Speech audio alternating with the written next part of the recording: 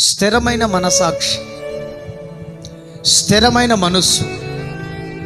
భార్యాభర్తలు వేరువేరుగా ఉన్న వారి మనస్సులు ఒకటైతే దేవుడికి నిశ్చయముగా వారిని కలుపుతాడు. స్తోత్రం చెప్పండి, హల్లెలూయా. భార్యాభర్తలు ఒకటిగా ఉంటే వారి మనస్సులు కలిస్తే వారు ఎక్కడున్న దేవుడు వారిని కలుపుతాడండి. వారు ఏ శోధనలో పడిపోయిన దేవుడు వారిని కలుపుతాడు. వారు ఏ పరిస్థితిలో చిక్కబడిన దేవుడు వారిని కలుపుతాడు. అపవాది ఎన్ని రకాలుగా వారిని విడదీయాలని చూసినా దేవుడు వారిని విడదీయడు. ఎందుకంటే దేవుడు జతపరిచిన వాడిని ఎవ్వడునూ వేరు చెయ్యలేడు. స్తోత్రం చెప్పండి గట్టిగా, హల్లెలూయా. అనాది కాలంలోనే అబ్రహాము అవ్వని దేవుడు జతపరిచాడు. ఒకవేళ మనుషులు జతపరచుండొచ్చు కానీ వారి మనస్సులలో ఉన్న అభిప్రాయాలను బట్టి దేవుడు